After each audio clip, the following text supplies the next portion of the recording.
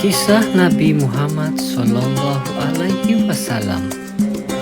Mekah yang semula hanya ditinggali oleh Hajar dan Nabi Ismail, seiring dengan berjalannya waktu, berubah menjadi sebuah negeri yang besar.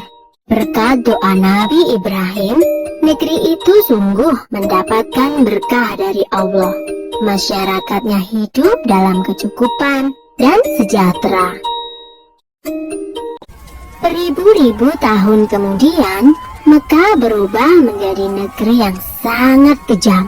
Sebagian besar masyarakatnya mulai melupakan ajaran agama yang benar dan berganti menyembah berhala-berhala yang mereka ciptakan sendiri. Di antaranya adalah Saman, Watan, Nusyun, dan masih banyak lainnya. Semua itu adalah Tuhan yang mereka ciptakan dari batu, kayu, ataupun logam. Kaum Quraisy menganggap harta adalah segalanya.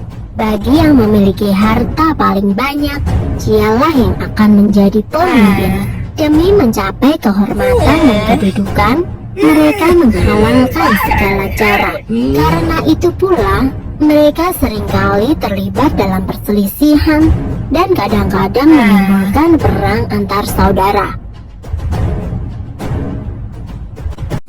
Bukan hanya Tuhan mereka saja yang berubah, sifat dan perilaku masyarakatnya pun juga berubah. Kaum Quraisy yang secara turun-menurun menguasai Mekah dan Ka'bah mulai membentuk kelompok masing-masing. Mereka sangat berkuasa dan kaya raya. Namun kekayaan itu mereka dapatkan dengan cara yang tidak halal.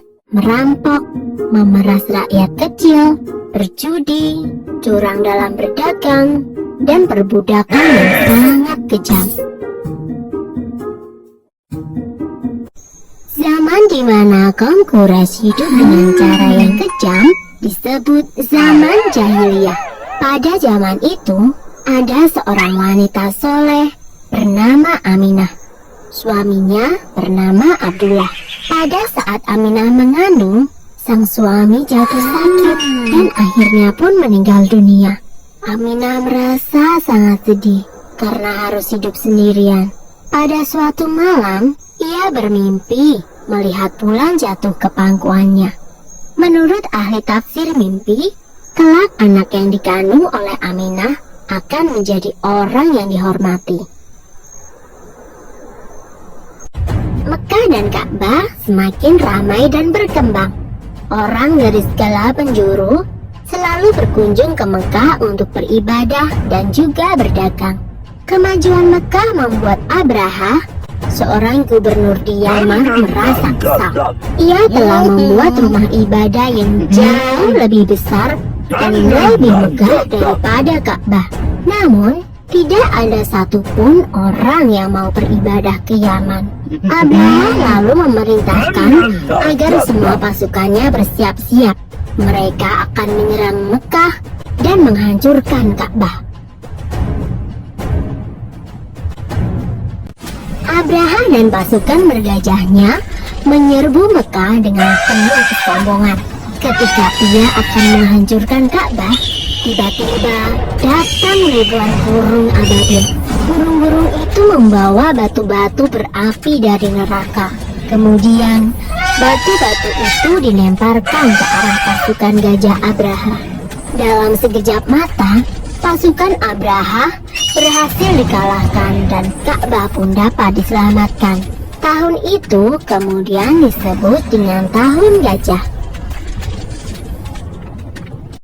Pada tahun gajah itu pula, Aminah melahirkan putranya. Ia memberikan nama Muhammad, sebuah nama yang tidak lazim untuk anak-anak kaum Quraisy.